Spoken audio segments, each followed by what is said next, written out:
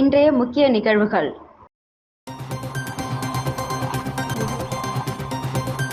வெள்ளப்பெருக்கால் பாதித்த கிராம பகுதிகளை முதலமைச்சர் நேரில் பார்வையிட்டார். உரிய நிவாரணம் வழங்கப்படும் எனவும் உறுதி.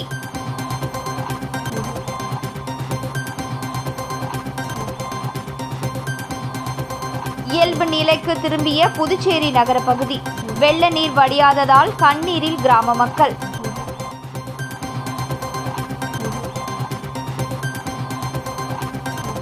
ஒரே மாதத்தில் 10 கோடி ரூபாய்க்கு மேல் தட்டி தூக்கிய ஆன்லைன் மோசடி மன்னர்கள். விழிப்புணர்வு இல்லாமல் மீண்டும் மீண்டும் சிக்கும் மக்கள்.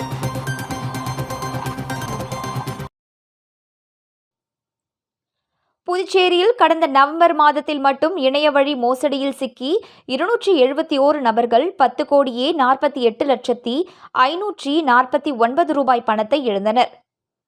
புதுச்சேரி இணைய வழி காவல் நிலையத்தில் கடந்த நவம்பர் மாதத்தில் மட்டும் புதுச்சேரியை சேர்ந்த 271 நபர்கள் பல்வேறு முறையில் இணைய வழி மோசடிக்காரர்களிடம் சிக்கி 10 கோடியே 50 லட்சம் ரூபாய்க்கும் மேற்பட்ட பணத்தை இழந்துள்ளனர். அதில் மிக அதிக பணம் இழப்பு ஆன்லைன் ட்ரேடிங் என்ற முறையில் இணையவழி மோசடிக்காரர்கள் சொன்ன போலி பங்கு சந்தையில் முதலீடு செய்தால் மிக அதிகமாக லாபம் உங்களுக்கு கிடைக்கும் என டெலகிராம், வாட்ஸ்அப் மூலமாக ஒரு லிங்கை அனுப்பி 8 கோடி ரூபாய்க்கு மேல் பணத்தை இழந்துள்ளனர். அது தவிர டெலகிராம் டாஸ்க் என்ற முறையில் 16 நபர்களும், குறைந்த வட்டியில் கடன் வாங்கி தருகிறோம் என்ற முறையில் 11 புகார்களும், ஃபேக் கால், புதிய நபர்களிடமிருந்து அறிமுகமில்லாத போலி அழைப்புகள் சம்பந்தமாக 42 புகார்கள் பதிவாகி இருக்கின்றது. அதேபோல் ஆன்லைன் பார்சல், இன்ஸ்டாகிராம், டெலகிராமில் வருகின்ற லிங்கில் அல்லது விளம்பரங்களில் மிக குறைந்த விலையில் பொருட்கள் கிடைக்கிறது என நம்பி 29 நபர்கள் பணத்தை செலுத்தி பொருள் அனுப்பாமல் பொருள் கிடைக்காமல் ஏமாற்றப்பட்டுள்ளனர். மேலும் வங்கி மேலாளர் பேசுவது போல் OTP எண்ணை கேட்டு 19 நபர்கள் பணத்தை இழந்துள்ளனர். இணைய வழி மோசடிகள் சம்பந்தமாக முதுநிலை காவல் கண்காணிப்பாளர் நார சைத்தன்யா அவர்கள் பொதுமக்களுக்கு எச்சரிக்கை செய்வது என்னவென்றால், இணைய வழியில் வருகின்ற பெரும்பாலான ஷேர் மார்க்கெட் வேலைவாய்ப்பு, குறைந்த விலையில் பொருட்கள், வெளிநாடு வேலைவாய்ப்பு, OTP எண்களை கேட்பது, குறைந்த வட்டிக்கு கடன் வாங்கி தருகிறோம், இன்ஸ்டாகிராம், டெலகிராமில் குறைந்த விலைக்கு பொருட்கள் கிடைக்கிறது போன்ற இணைய வழி விளம்பரங்களில் பொதுமக்கள் எச்சரிக்கையோடு இருந்து பணத்தை இழக்காமல் இருக்க வேண்டும் என இணை காவல்துறை சார்பாக தெரிவித்துக் கொள்கிறோம் என்று பொதுமக்கள் அறிவித்துள்ளார். புதுச்சேரியில் பெஞ்சல் புயல் காரணமாக பெய்த கனமழை மற்றும் தென்பெண்ணை ஆற்றில் ஏற்பட்ட வெள்ளப்பெருக்கு ஆகியவற்றால் பாதிக்கப்பட்ட TN பாளையம், அபிஷேகப்பாக்கம், பாகூர், கரையாம்புத்தூர், மணல்மேடு, பண்டசோழநல்லூர், நெட்டப்பாக்கம் உள்ளிட்ட பகுதிகளுக்கு முதலமைச்சர் ரங்கசாமி நேரில் சென்று பார்வையிட்டார். மழை மற்றும் வெள்ள நீரில் மூழ்கிய வீடுகள், விளைநிலங்கள் மற்றும் பொதுமக்கள் தங்க வைக்கப்பட்டுள்ள நிவாரண முகாம்கள் ஆகியவற்றை பார்வையிட்ட முதலமைச்சர் பாதிக்கப்பட்ட மக்கள் மற்றும் விவசாயிகளுக்கு ஆறுதல் கூறினார். சூழ்ந்துள்ள வெள்ள நீரை உடனடியாக அகற்றுவதற்கான நடவடிக்கைகளை மேற்கொள்ளுமாறும், பாதிக்கப்பட்ட மக்களுக்கு தேவையான நிவாரண உதவிகளை உடனடியாக வழங்குமாறு அதிகாரிகளுக்கு அவர் உத்தரவிட்டார். ஆய்வின் போது சட்டப்பேரவைத் தலைவர் செல்வம், வேளாண் அமைச்சர் ஜெயக்குமார், சட்டப்பேரவை துணைத் தலைவர் ராஜவேலு, சட்டமன்ற உறுப்பினர் செந்தில்குமார், வேளாண் துறை இயக்குநர் வசந்தகுமார் ஆகியோர் உடனிருந்தனர்.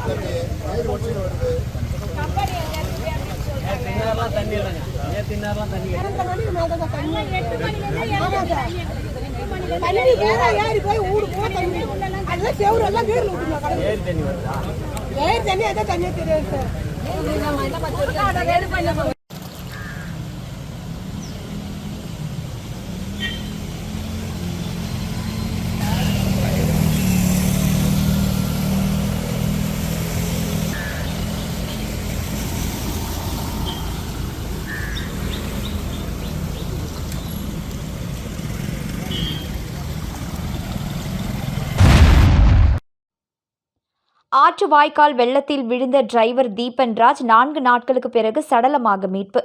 விழுப்புரம் மாவட்டம் வானூர் வட்டம் வழுதாவூர் பக்கிரிப்பாளையம் பகுதியைச் சேர்ந்தவர் தீபன்ராஜ். இவர் டிரைவர் வேலை செய்து வந்தார். இவருக்கு திருமணமாகி மனைவி, 2 பிள்ளைகள் உள்ளனர். கடந்த 1ஆம் தேதி இவரும் உறவினர் பிரபாகரன் என்பவரும் புதுவையில் பெய்து வந்த மழையை பார்க்க இருசக்கர வாகனத்தில் புறப்பட்டு வந்துள்ளனர். துத்திப்பட்டு சுத்துக்கேணி ஊசுடு வாய்க்கால் அருகே அவர்கள் வந்தபோது தீபன்ராஜ் இயற்கை உபாதை கழிக்க அங்குள்ள வாய்க்கால் பகுதிக்கு சென்றுள்ளார். நீண்ட நேரம் ஆகியும் அவர் திரும்ப வராததால் பிரபாகரன் தேடி சென்றுள்ளார். அங்கு அவரை காணவில்லை. வாய்க்கால் தண்ணீரில் அவர் அடித்து செல்லப்பட்டிருக்கலாம் என்ற சந்தேகம் எழுந்தது. இதனையடுத்து அவர் உறவினர்களுக்கு சேதராப்பட்டு காவல் நிலையத்திற்கும் தகவல் தெரிவித்தார். இதையடுத்து சேதராப்பட்டு போலீசார் தீயணைப்பு வீரர்கள் வந்து தேடும் பணியில் ஈடுபட்டனர். ஆனால் அவர் கிடைக்கவில்லை. இந்த நிலையில் 3வது நாளாக நேற்று அமைச்சர் சாய்ஜே சரவணகுமார் அறிவுறுத்தலின்படி தீயணைப்புத்துறை வீரர்கள் வந்து படகு மூலம் ஆற்று வாய்க்காலில் இறங்கி தீவிரமாக தேடி வந்தனர். இதற்கிடையில் இன்று காலை 10 கண்ணு அருகே கூனிமுடக்கு பகுதியில் தீபன்ராஜ் சடலமாக மீட்கப்பட்டார். இதையடுத்து போலீசார் சடலத்தை மீட்டு பிரேத பரிசோதனைக்காக புதுவை அரசு மருத்துவமனைக்கு அனுப்பி வைத்தனர். தொடர்ந்து போலீசார் வழக்கு பதிவு செய்து விசாரணை நடத்தி வருகின்றனர். மழை வெள்ள பாதிப்பில் இருந்து புதுச்சேரி மீண்டும் இயல்பு நிலைக்கு திரும்பி வரும் நிலையில் 7 நாட்களுக்கு பிறகு மீண்டும் பள்ளிகள் இன்று திறக்கப்பட்டன. புதுச்சேரியில் பெஞ்சல் புயல் காரணமாக பெய்த மழையினால் புதுச்சேரி முழுவதும் மிகுந்த பாதிப்படைந்தது. தாழ்வான பகுதிகள், பள்ளிகள் உள்ளிட்டவைகளில் மழைநீர் தேங்கியது. இதனையடுத்து புதுச்சேரியில் உள்ள பள்ளி கல்லூரிகளுக்கு கடந்த 27ஆம் தேதி முதல் தொடர்ந்து விடுமுறை அளிக்கப்பட்டது. இதனையடுத்து கடந்த 2 நாட்களாக மழை நின்றிருந்த போதிலும் வெள்ள நீர் வடியாத காரணத்தினால் பள்ளி கல்லூரிகள் திறக்கப்படவில்லை. இதனையடுத்து புதுச்சேரியில் மழைநீர் சூழ்ந்துள்ள பள்ளிகள் முகாம்களாக மாற்றப்பட்டுள்ள பள்ளிகளை தவிர்த்து மற்ற பள்ளிகள் இன்று முதல் திறக்கப்படும் என அறிவிக்கப்பட்டது. இதனையடுத்து புதுச்சேரியில் நகர பகுதியில் உள்ள அனைத்து பள்ளிகளும் திறக்கப்பட்டன. 7 நாட்கள் தொடர் விடுமுறை முடிந்து பள்ளிகளுக்கு மாணவர்கள் ஆர்வமுடன் வர துவங்கினர். மேலும் இந்த மாத இறுதியில் அரையாண்டு தேர்வு நடைபெற இருப்பதால் இந்த மழை விடுமுறையை ஈடு செய்ய சனிக்கிழமைகளில் பள்ளிகளை வேலை நாட்களாக செயல்படுத்த கல்வித்துறை திட்டமிட்டுள்ளது. புதுச்சேரி அபிஷேகப்பாக்கம் ஏரி நிரம்பி தேடுவார் நத்தம், அபிஷேகப்பாக்கம் ஆகிய பகுதிகளில் உள்ள குடியிருப்புகளை வெள்ள நீர் சூழ்ந்ததை அடுத்து அங்கு வசிக்கும் மக்களை பாதுகாப்பான இடத்திற்கு தங்க வைக்க தொகுதியின் சட்டமன்ற உறுப்பினரும் சபாநாயகருமான செல்வம் அனுப்பி வைத்தார். தொடர் கனமழை மற்றும் சங்கராபரணி ஆற்றில் ஏற்பட்ட வெள்ளப்பெருக்கின் காரணமாக புதுச்சேரியில் உள்ள பாகூர் ஏரி முழு கொள்ளளவை எட்டி அதன் கரையோரம் உடைப்பு ஏற்பட்டு ஏரி நீர் வெளியேறி அபிஷேகப்பாக்கம் ஏரி நிரம்பி மணவெள்ளி தொகுதிக்கு உட்பட்ட தேடுவார் நத்தம் மற்றும் அபிஷேகப்பாக்கம் ஆகிய பகுதியில் உள்ள குடியிருப்புகளை வெள்ள நீர் சூழ்ந்தது. பாதிக்கப்பட்ட இடங்களை உடனடியாக தொகுதியின் சட்டமன்ற உறுப்பினரும் சபாநாயகருமான செல்வம் வருவாய்த்துறை அதிகாரிகளுடன் நேரில் சென்று பார்வையிட்டு பாதிக்கப்பட்ட மக்களை பத்திரமாக மீட்டு பாதுகாப்பான இடங்களில் தங்க வைக்க ஏற்பாடு செய்தார். மேலும் அவர்களுக்கு தேவையான அத்தியாவசிய உதவிகளை செய்து கொடுத்தார். தொடர்ந்து மைக் மூலம் பாதுகாப்பான இடத்திற்கு செல்லவும் அறிவுறுத்தப்பட்டது. புதுச்சேரி சட்டப்பேரவைக்கு வந்த அரிய வகை வெளிநாட்டு பறவையை சட்டப்பேரவை காவலர்கள் வனத்துறையிடம் ஒப்படைத்தனர். புதுச்சேரி விக்டர் சீமனோல் வீதியில் அமைந்துள்ள சட்டப்பேரவைக்கு அரிய வகை பறவை ஒன்று வந்து தஞ்சமடைந்தது. இதனை பார்த்த சட்டப்பேரவை காவலர்கள் அதனை பத்திரமாக மீட்டு வனத்துறை ஊழியர் கண்ணதாசனிடம் ஒப்படைத்தனர். பறவையை வனத்துறைக்கு எடுத்து சென்ற ஊழியர் அதனை பரிசோதனை செய்து ஊசுடு ஏரி பறவைகள் சரணாலயத்தில் விட்டார். மேலும் அந்த பறவை ஆஸ்திரேலிய நாட்டை சேர்ந்த கார்மோரண்டஸ் வகையை சேர்ந்த நீர்க்காகம் என்றும் பறவைகள் சரணாலயம் வந்த பறவை பெஞ்சல் புயல் காரணமாக திசை மாறி சட்டப்பேரவைக்குள் வந்திருக்கும் என வனத்துறையினர் தகவல் தெரிவித்தனர். புதுச்சேரியின் முக்கிய நீர் ஆதாரமான ஊசுடு ஏரி நிரம்பிய நிலையில் ஐயரை போல மந்திரம் கூறி பூஜை செய்து மதகை திறந்து வைத்த ஆதி திராவிட நலத்துறை அமைச்சர் சாய்ஜே சரவணகுமார். மேலும் டிஆர் ஸ்டைலில் புயலில் பணியாற்றிய அரசு அதிகாரிகளுக்கு ரைமிங்கில் வாழ்த்து தெரிவித்தார். புதுச்சேரியில் பெஞ்சல் புயலால் பெய்த அதிக கனமழை காரணமாக வெள்ளம் ஏற்பட்டது. புதுச்சேரி மாநிலத்தின் முக்கிய நீர்நிலைகளில் ஒன்றான ஊசுடு ஏரி புதுச்சேரி மற்றும் தமிழ்நாட்டின் பகுதிகளில் 800 ஹெக்டேர் பரப்பளவில் அமைந்துள்ளது. இதில் 390 ஹெக்டேர் பகுதி புதுச்சேரி பகுதியில் அமைந்துள்ளது. உஷ்டேரியின் மொத்த நீர்பிடிப்பு பகுதி 15.54 சதுர கிலோமீட்டர். ஏரிக்கரையின் மொத்த நீளம் 7.275 கிலோமீட்டர். உஷ்டேரியில் 540 மில்லியன் கன அடி நீர் தேக்கி வைக்க முடியும். இந்த ஏரி தற்பொழுது கனமழை காரணமாக நிரம்பி வருகிறது. தொடர் மழை காரணமாக வீடூர் அணை தற்போது திறக்கப்பட்டுள்ளதால் சங்கராபரணி ஆற்றில் தண்ணீர் வரத்து துவங்கியுள்ளது. இந்த நிலையில் 10 கண்ணு பகுதியில் உள்ள ஏரி அருகே உள்ள மதகின் ஷட்டரை கற்பூரம் ஏற்றி மந்திரங்கள் கூறி திறந்து வைத்து மலர்களை தூவி உபரி நீரை வெளியேற்றினார் ஆதிதிராவிட நலத்துறை அமைச்சர் சாய்ஜே சரவணகுமார். தொடர்ந்து பத்திரிகையாளர் சந்திப்பில் பேசுகையில் டிஆர் ஸ்டைலில் பெஞ்சல் புயலில் பணி செய்த அரசு ஊழியர்கள் மற்றும் பணி செய்த அனைத்து தரப்பினருக்கும் ரைமிங்காக வாழ்த்து தெரிவித்தார்.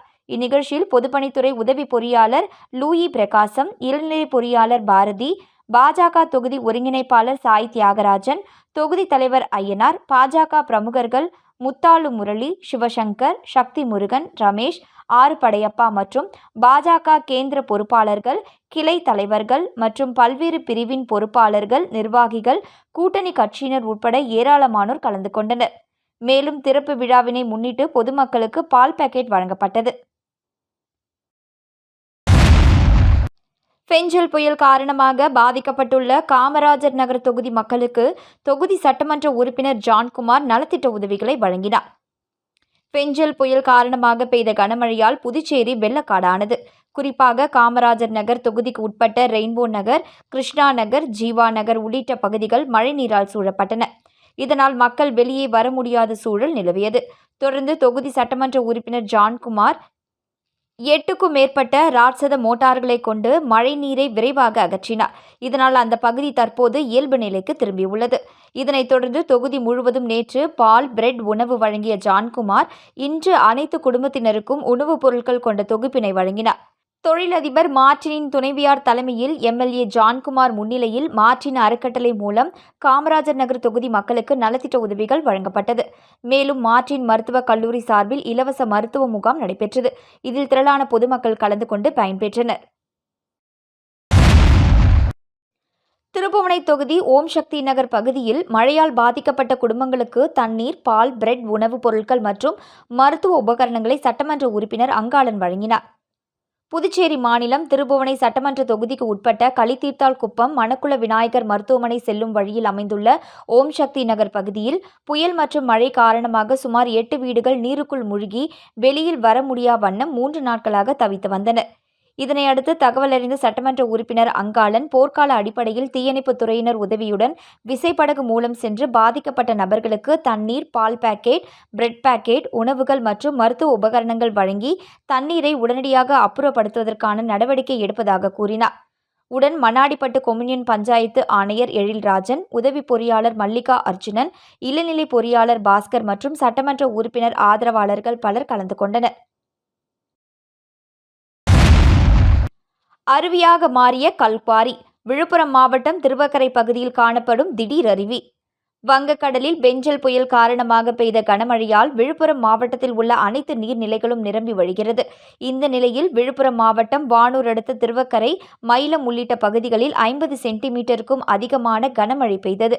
இந்த கனமழையின் காரணமாக விழுப்புரம் மாவட்டம் திருவக்கரை பகுதியில் உள்ள அரசுக்கு சொந்தமான கல்குவாரிகள் நிரம்பி மலை உடைந்து அருவியாக மாறியுள்ளது.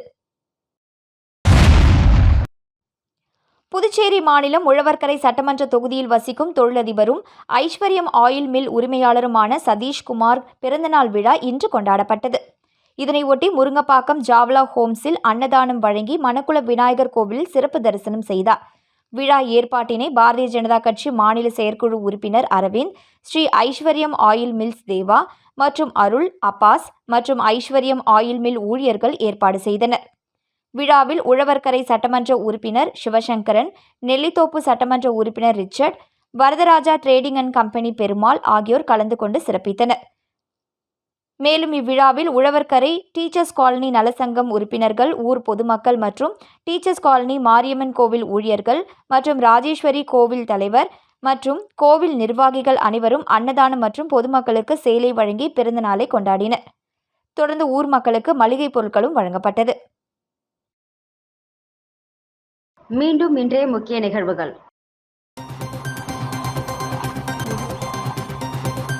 வெள்ளப்பெருக்கால் பாதித்த கிராம பகுதிகளை முதலமைச்சர் நேரில் பார்வையிட்டார். உரிய நிவாரணம் வழங்கப்படும் எனவும் உறுதி.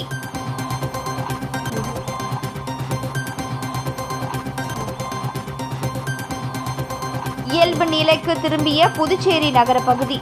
வெள்ள நீர் வடியாததால் கண்ணீரில் கிராம மக்கள்.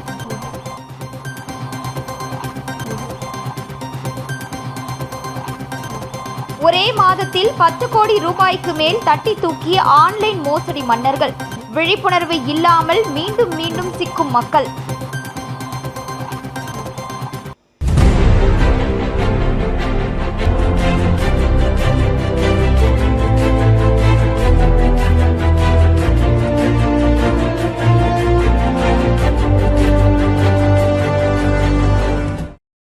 செய்திகளை உடனுக்குடன் தெரிந்து கொள்ள ஆஸ்கார் யூடியூப் சேனலை சப்ஸ்கிரைப் செய்யவும்.